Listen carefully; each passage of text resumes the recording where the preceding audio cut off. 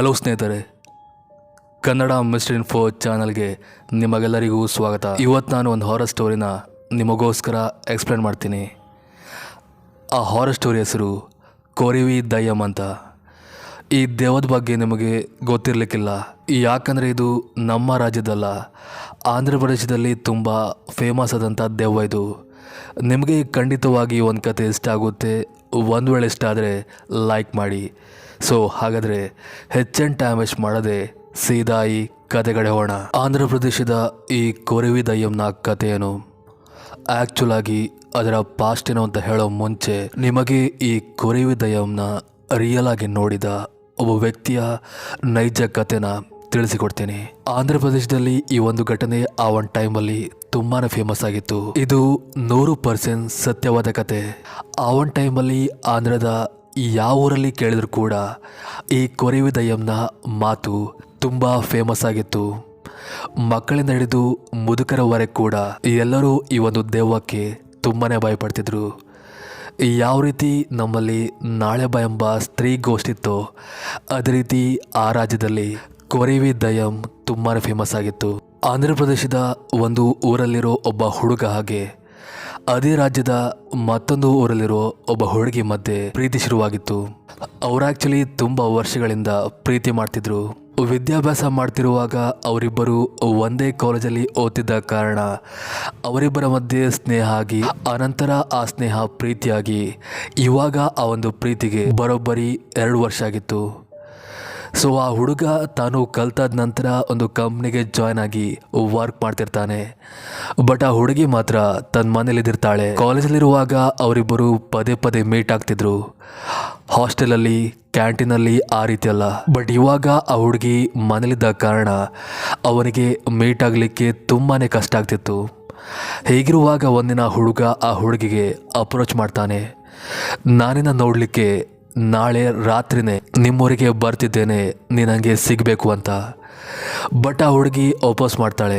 ಅದು ಅವಳಿಗೆ ಅವನ್ನ ಮೀಟ್ ಮಾಡೋಕ್ಕೆ ಇಷ್ಟ ಇಲ್ಲ ಅಂತಲ್ಲ, ಬಟ್ ಆ ಊರಲ್ಲಿ ಆ ಟೈಮಲ್ಲಿ ಫೇಮಸ್ ಆಗಿರುವಂಥ ಆ ಒಂದು ದೆವ್ವಕ್ಕೆ ಹೆದರಿ, ಅದೇ ಕೊರಿವಿ ದಯ್ಯಂ. ಹುಡುಗಿ ಆ ಹುಡುಗಂಗೆ ತುಂಬ ಕನ್ವಿನ್ಸ್ ಮಾಡ್ತಾಳೆ. ಈ ಟೈಮಲ್ಲಿ ನಮ್ಮ ಊರಲ್ಲಿ 6 ಗಂಟೆ ಮೇಲೆ ಯಾರು ಕೂಡ ಹೊರಗೆ ತಿರುಗಾಡಲ್ಲ. ಅದರಲ್ಲೂ ನಮ್ಮೂರಿಗೆ ಹಾಗೆ ನಿಮ್ಮೂರಿಗೆ ಕನೆಕ್ಟ್ ಆಗಿರುವ ಆ ರೋಡ್ ಏನಿದೆ ಅಲ್ಲಿ ಯಾರು ಕೂಡ ತಿರುಗಬಾರ್ದಂತ ಒಂದು ರೂಲ್ಸ್ ಆಗಿದೆ. ಸೊ ನೀನು ಬರೋದು ಬೇಡ ಅಂತ.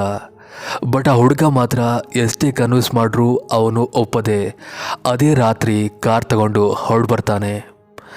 ಹಾಗೆ ಹುಡುಗಿಗೆ ಮೆಸೇಜ್ ಮಾಡ್ತಾನೆ, ನಾ ಬರ್ತಿದ್ದೇನೆ, ನೀನು ಇಂಥ ಪ್ಲೇಸಲ್ಲಿ ನನಗೆ ಸಿಗಬೇಕು ಅಂತ. ಬೇರೆ ದಾರಿ ತೋರದೆ ಆ ಹುಡುಗಿ ಕೂಡ ಹೂ ಅಂತಾಳೆ. ಒಂದು ಸುಮಾರು 1 ಗಂಟೆ ಜರ್ನಿ ನಂತರ ಕೊನೆಗೂ ಆ ಹುಡುಗ ಆ ಒಂದು ದಾರಿ ಏನಿದೆ ಅಂದರೆ ಇವನವರು ಹಾಗೆ ಅವಳವರು ಕನೆಕ್ಟ್ ಆಗುವ ಆ ಒಂದು ದಾರಿ ಹತ್ರ ಬಂದು ನಿಲ್ತಾನೆ. ಹಾಗೆ ಅವಳ ಮೊಬೈಲ್ಗೆ ಪದೇ ಪದೇ ಕಾಲ್ ಮಾಡಲಿಕ್ಕೆ ಶುರು ಮಾಡ್ತಾನೆ. ಬಟ್ ಎಷ್ಟೇ ಟ್ರೈ ಮಾಡಿದರೂ ಕೂಡ ಅವಳ ಮೊಬೈಲ್ಗೆ ಕಾಲೇ ಕನೆಕ್ಟ್ ಆಗೋದಿಲ್ಲ. ಇವನು ಮನಸ್ಸಲ್ಲೇ ಬೈಕೊಂಡು ಕಾರಿಂದ ಕೆಳಗಿಳಿತಾನೆ. ಹಾಗೆ ತುಂಬ ದೂರ ಯಾವುದೇ ಬಯಲದೆ ಒಂದು ಟಾರ್ಚಿನ ಸಹಾಯ ಕೂಡ ಇಲ್ಲದೆ ಅವನು ಹಾಗೆ ಮುಂದೆ ನಡೀತಾ ಹೋಗ್ತಾನೆ. ಅಕ್ಕಪಕ್ಕದಲ್ಲಿ ಆಚೆ ಈಚೆ ಎಲ್ಲೂ ಕೂಡ ಒಬ್ಬರೊಬ್ಬರು ಮನುಷ್ಯರು ಕೂಡ ಅವನ ಕಣ್ಣಿಗೆ ಬೀಳುವುದಿಲ್ಲ. ಆವಾಗ ಅವನಿಗೆ ಹುಡುಗಿ ಹೇಳಿದ ಮಾತು ನೆನಪಾಗುತ್ತೆ, ಈ ಊರಲ್ಲಿ ದೆವ್ವದ ಕಾಟಿದೆ ಎಂಬುದು. ಇವನಿಗೆ ಸ್ವಲ್ಪ ಭಯ ಆಗುತ್ತೆ, ಎಲ್ಲಿ ದೆವ್ವ ಸಿಗುತ್ತೇನೋ ಅಂತ. ಬಟ್ ಆದರೂ ಕೂಡ ಒಂದು ಧೈರ್ಯ ಮಾಡಿ ಮುಂದೆ ಹಾಗೆ ನಡೀತಾ ಹೋಗ್ತಾನೆ. ಮುಂದೆ ಒಂದು ಕಡೆ ಅವನಿಗೆ ದೊಡ್ಡ ಅರಳಿ ಮರ ರೀತಿ ಇರುವ ಒಂದು ಮರ ತೋರಿ ಬರುತ್ತೆ. ಹಾಗೆ ಅದರ ಸುತ್ತಮುತ್ತ ಕಟ್ಟೆದಿರುತ್ತೆ. ಇವನು ಅಂದ್ಕೋತಾನೆ, ಅಲ್ಲೋಗಿ ಸ್ವಲ್ಪ ಹೊತ್ತು ವೆಯ್ಟ್ ಮಾಡುವ, ಮೋಸ್ಟ್ಲಿ ಈ ಜಾಗಕ್ಕೆ ಬಂದರೂ ಬರ್ಬೋದು, ಆವಾಗ ಅವಳನ್ನ ಇಲ್ಲೇ ಅಡ್ಡಾಕಿ ಮಾತಾಡುವ ಅಂತ ಆ ಕಟ್ಟೆ ಮೇಲೆ ಹೋಗಿ ಕೂತ್ಕೋತಾನೆ. ಆವಾಗ ಅವನಿಗೆ ಅಕ್ಕಪಕ್ಕದ ಆ ಒಂದು ಕತ್ತಲು, ವಾತಾವರಣ ಹಾಗೆ ಕೀಟಗಳ ಶಬ್ದ ಏನಿದೆ ಭಯ ತರಿಸುತ್ತೆ. ಇವನು ಸ್ವಲ್ಪ ಹೊತ್ತು ಕೂತ್ಕೊಂಡು ಆಮೇಲೆ ಹೋಗುವಂತ ನಿರ್ಧಾರ ಮಾಡ್ತಾನೆ. ಹಾಗೆ ಮೇಲಿನ ಮೇಲೆ ಕಾಲ್ ಕೂಡ ಟ್ರೈ ಮಾಡ್ತಿರ್ತಾನೆ, ಬಟ್ ಯಾವುದೇ ರೀತಿಯ ಯೂಸ್ ಆಗೋದಿಲ್ಲ. ಹೀಗೆ ತುಂಬ ಹೊತ್ತು ವೆಯ್ಟ್ ಮಾಡಿದ ನಂತರ ಕೊನೆಗೂ ಇಲ್ಲಿರೋದು ಬೇಡ ಹೋಗುವಂತ ಅವನು ಅಲ್ಲಿಂದ ಹೊರಡಲಿಕ್ಕೆ ಮುಂದಾಗ್ತಾನೆ. ಆವಾಗ ಅವನಿಗೆ ಯಾರೋ ಅವನ ಹೆಸರು ಹಿಡಿದು ಕರೆದಾಗೆ ಭಾಸವಾಗುತ್ತೆ. ಆ ಧ್ವನಿ ಕೇಳಿ ಅವನಿಗೆ ಕನ್ಫರ್ಮ್ ಆಗುತ್ತೆ ಅದು ಅವನ ಹುಡುಗಿ ಅಂತ. ಯಾಕಂದರೆ ಆ ನೇಮ್ ಏನಿದೆ ಅದು ಚಿನ್ನು ಅಂತ ಅವನಿಗೆ ಬಂದಿತ್ತು. ಅಂದರೆ ಅವನಿಗೆ ಚಿನ್ನು ಅಂತ ಕರೆದಾಗೆ ಭಾಸವಾಗಿತ್ತು. ಸೊ ಇದು ಕನ್ಫರ್ಮ್ ಆಗಿ ನನ್ನ ಹುಡುಗಿ ಅಂತ ಅವನು ಹಿಂದಿರುಗಿ ನೋಡ್ತಾನೆ. ನೋಡಿದರೆ ಬಟ್ ಅದು ಅವನ ಹುಡುಗಿ ಅಲ್ಲ, ಅವಳು ಯಾರೋ ಬೇರೆ ಹೆಂಗಸಾಗಿದ್ಲು. ಅವಳು ಬಿಳಿ ಸೀರೆನ ಉಟ್ಟು ಇವನ ಕಡೆ ಕೈ ಮಾಡಿ ರಾ ರಾ ಅಂತ ಕರಿತಿರ್ತಾಳೆ. ಅಂದರೆ ತೆಲುಗಲ್ಲಿ ರಾ ಅಂದರೆ ಬಾ ಅಂತ ಕರಿತಿರ್ತಾಳೆ. ಇವನಿಗೆ ಮುಂದೆ ಹೋಗ್ಲಿಕ್ಕೆ ಒಂದು ರೀತಿಯ ಭಯ ಆಗುತ್ತೆ. ಯಾಕಂದರೆ ಇದು ಅವನ ಹುಡುಗಿ ಅಲ್ಲ, ದೆವ್ವ ಇರ್ಬೋದಂತ ಅವನು ಭಯಪಡ್ತಾನೆ. ಆದರೂ ಕೂಡ ಹೋಗಿ ಮಾತಾಡುವಂತ ಹತ್ತಿರ ಹೋಗ್ತಾನೆ. ನೋಡಿದರೆ ಅದು ಯಾವುದೇ ದೆವ್ವ ಅಲ್ಲ, ಅದೊಬ್ಬಳು ಸುಂದರ ಹುಡುಗಿಯಾಗಿದ್ಲು.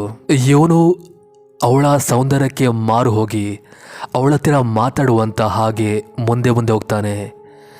ಆವಾಗ ಅವಳು ರಾ ಅಂತ ಮತ್ತೆ ಪುನಃ ಹೇಳ್ತಾಳೆ. ಇವನಿಗೆ ಏನು ಮಾಡಬೇಕಂತ ಗೊತ್ತಾಗದೆ ಅವಳ ಹತ್ತಿರ ಹೋಗಿ ಅವಳ ಕೈ ಹಿಡ್ಕೋತಾನೆ. ಆವಾಗ ಅವಳ ಸೆರಗಿಂದ ಮುಚ್ಚಿದ ಅವಳ ಮುಖ ಏನಿದೆ ಅವನಿಗೆ ರಿವೀಲ್ ಆಗುತ್ತೆ. ಆ ಮುಖ ನೋಡಿ ಅವನಿಗೆ ಸೀರಿಯಸ್ಲಿ ಗಾಬರಿ ಆಗುತ್ತೆ. ಯಾಕಂದರೆ ಅದು ಯಾವುದೇ ಮಹಿಳೆಯ ಮುಖ ಆಗಿರೋದಿಲ್ಲ, ಅದೊಂದು ದೆವ್ವದ ಮುಖ ಆಗಿತ್ತು. ಇವನು ಅದೇ ಕೂಡಲೇ ಅವಳ ಕೈಯಿಂದ ತಪ್ಪಿಸ್ಕೊಂಡು ಅಲ್ಲಿಂದ ಓಡಿ ಹೋಗ್ತಾನೆ. ಹಾಗೆ ಕಾರ್ ತೆಗೆದು ಹಿಂದೆ ಕೂಡ ಮುಖ ಮಾಡದೆ ಅಲ್ಲಿಂದ ಸೀದಾ ತನ್ನ ರೂಮ್ ಸೇರ್ತಾನೆ. ಅನಂತರ ಅವನ ಹುಡುಗಿಗೆ ಆದ ಎಲ್ಲ ಘಟನೆನ ಎಕ್ಸ್ಪ್ಲೇನ್ ಮಾಡ್ತಾನೆ. ಇದು ಆ್ಯಕ್ಚುಲಿ ಆ ಒಂದು ಊರಲ್ಲಿ ಆದಂಥ ಒಂದು ನೈಜ ಘಟನೆ. ಇವಾಗ ನಾನು ಆ ಕೊರಿವಿ ದೆಯ್ಯಂ ಯಾವುದು ಅಂತ ನಿಮಗೆ ತಿಳಿಸಿಕೊಡ್ತೇನೆ.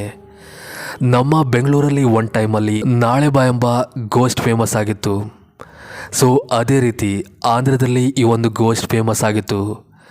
ಈ ಒಂದು ದೆವ್ವ ಹೇಗಾಗುತ್ತಂದರೆ, ಯಾವುದೇ ಒಬ್ಬ ಹುಡುಗಿ ತನ್ನ ಮದುವೆ ಆಗದೆ ಅಥವಾ ತನ್ನ ಫಿಸಿಕಲ್ ಡಿಸೈನ್ನ ಸ್ಯಾಟಿಸ್ಫೈ ಮಾಡದೆ ಯಾವ ಹುಡುಗಿ ತೀರೋಗ್ತಾಳೆ ನೋಡಿ, ಆ ಹುಡುಗಿ ಕೊರಿವಿ ದೆಯ್ಯಂ ಆಗಿ ಬದಲಾಗ್ತಾಳೆ.